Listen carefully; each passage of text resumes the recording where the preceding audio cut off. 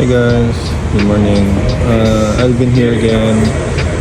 Dito ako ngayon sa Honda Cars, Manila, Honda Cars Otis. Currently having my car doing PMS 6 months. So, just to give you a quick update, 6 months, tinakbo ko lang is 3,300. So, medyo mababa.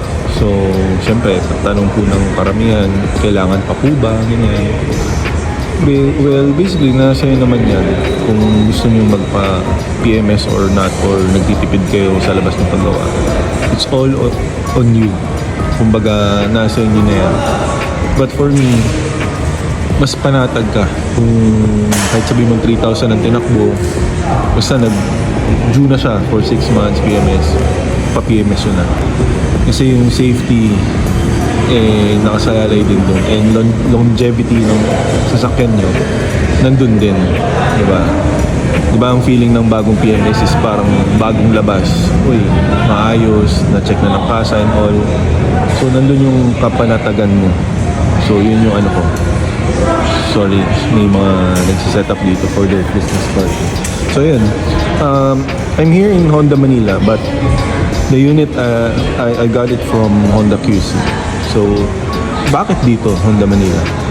First, as a consumer, as a customer, meron kayong option. So, huwag kayong magpapaniwala sa mga agent nyo na, ay, kailangan po dito sa Honda ganitong branch kasi dito nyo kinuha, ganyan, mawawala yung warranty.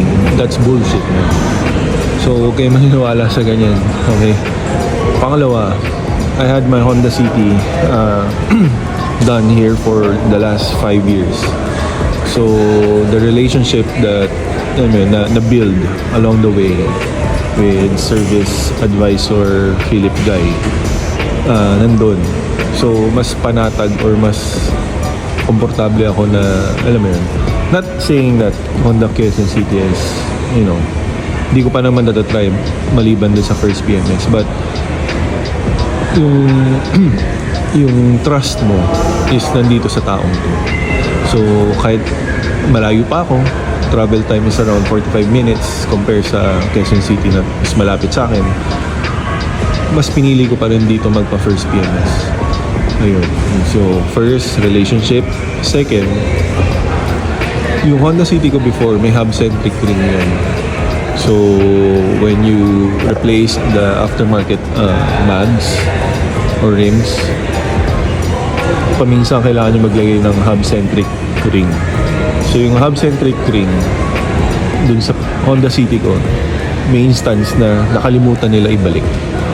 So parang kumbaga may mali sa pakiramdam when you drive it, alam mo yun, may nagsabi lang sa akin na, sir, baka parang may mali yung nyo, ganito ganyan. So ginawa ko, binalik ko kasi after PMS yun nangyari, binalik ko. And nandun yung customer service nila na inayos, binalik, free of charge. Nandun yung kasiguraduhan na, sir, balik nyo kung may problema pa, ganyan. Alam mo yun, yung balik, yung customer satisfaction is binigay nila sa akin. So kahit may nangyaring ganyan na hindi maganda, bumawi naman sila at ngayon, sa kanila pa rin ako bumabalik. So yun yung nangyari. So pangatlo, may mga discounts na binibigay si Sir Philip. So hindi ko alam kung nabibigyan ba niya lahat. Ayun. And maraming bagay din kahit papaano. Hindi naman siya big of a discount na 50% off or what. A less is a less, di ba? Be thankful enough, di ba? Ayun. Tapos pangalawa, pagdating ko rito, ang sinabi ko sa kanya, between 9 to 10. Dumating ako 9:13. And may nakapila ng mga tao. Yung pila, yung number ko is number 1. So alam mo yun, they see to it na naka-priority ka.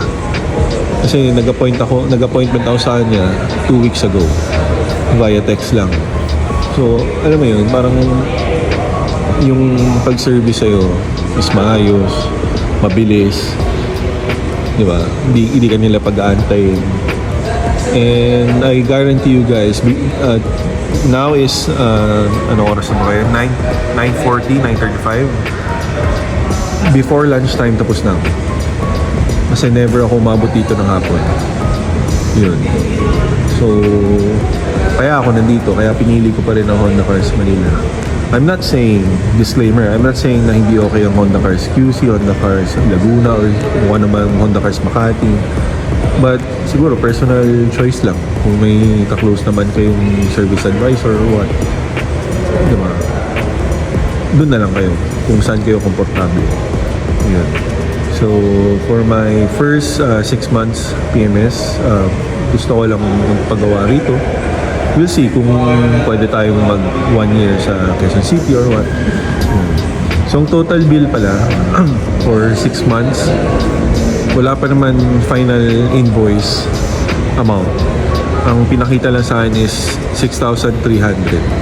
So, baka mag-less pa daw yun kasi with applied discounts, tapos yung miscellaneous baka hindi nila ibigay ng full amount kasi baka hindi naman kailangan na top up or what. So, we'll see. Estimate ko mga nasa 5.5. Yun.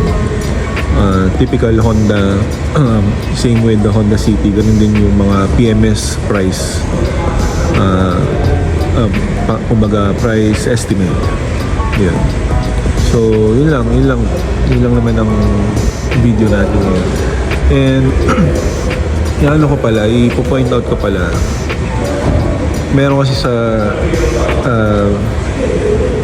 BRB group na nag-post na regarding dun sa naka-hazard na post dahil may naglagay sa BRB Facebook group na may isang BRB daw naka-hazard lang sa tabi, traffic na nga, ganyan. And may mga iba, I'm not saying all, na I mean, parang kinukonsente pa nila yung action ng taong yun dahil daw naka-hazard. Parang naririnig nyo ba yung sarili nyo dun sa salitang yun? Naka-hazard naman. Bro, hindi naman entitlement ang hazard. Diba? It's just light. It's just giving information or advice or signal na may emergency hazard. Hindi siya entitlement na pag binuksan mo yan, pwede ka nang tumigil kahit saan. Diba? Plain and simple. Huwag nyo nang i-justify na naka-hazard naman, ganyan. Bakit? Lahat ba na nasa likod mo is hawak mo yung oras nila? Hindi naman, diba? Kung nagmamadali ka, nagmamadali rin sila. May oras din silang hinahabol. Gusto na nilang umuwi. Pagod na sila, gutom na sila, natatay na sila, what na. Diba? Hindi naman entitlement ang isang hazard. Gusto mo mag-park, better park in a safe place. Better park in a parking space na hindi ka nakadamay ng ibang tao. In the first place, hindi ka ba nahihiya na naka-hazard ka lang sa gilid at yung mga traffic na sa likod nag-aantay sa'yo bumubusina? Diba? Tapos sabihin mo, may inaantay lang eh. Hindi yan yun eh. Diba? Tanggalin na natin tong ugaling ganito. Wala tayong disiplina eh. Sa ibang bansa ba, kaya nyo gumanyan? Sige, tanong ko sa inyo. Diba? Tumayo ka nga lang dun sa daanan ng mga MRT sa ibang bansa. Binabangga ka na, diba? Binibigyan ka na ng side eye ng mga foreigner, diba? Dahil hindi naman ganun ang disiplina eh. Diba? Kaya yung sabihin nyo hazard kayo dahil may naantay, hindi rin eh. Hindi ganun. Hindi ganun ang tao. Hindi ganun ang tamang isip. Diba? Ngayon kung may naantay ka, naglalakad naman yung tao, diba? Why not park somewhere, safe place? Kung nasa Espanya ka, doon ka sa side street mag-park. I-text mo na lang, oh, dito ako sa ganitong establishment, tapat, naka-park, antay kita rito. Diba? Yung sa mall nga, naglalakad kayo eh. Bakit tamad kayo maglakad sa labas? Yun lang naman yung ano ko. Sorry I'm being straightforward. Hindi ako nakipag-away dito or what. Pero sana yung disiplina nyo, ilagay nyo naman sa ayos. Hindi porket naka-hazard kayo, tandaan nyo, lalo na sa mga new drivers. Ang hazard is not an entitlement for you to stop anywhere, anytime. Okay? Kung may aantayin kayo, better park somewhere, side street, nakapatay yung makina nyo, text nyo na lang, nandito ako sa ganyan, mag-meet up kayo. It's just few steps away. Diba? Wala namang mawawala eh. Hindi ka pa nakahambalang sa kalsada. Diba? Ayun lang. Sana yung disiplina is ma-apply natin. New drivers, old habits, tanggalin nyo na please. Diba? Isipin nyo palagi ang kapwa nyo bago ikaw. Hindi ikaw bago kapwa mo. Baliktad. Okay? Anyway, it's holiday.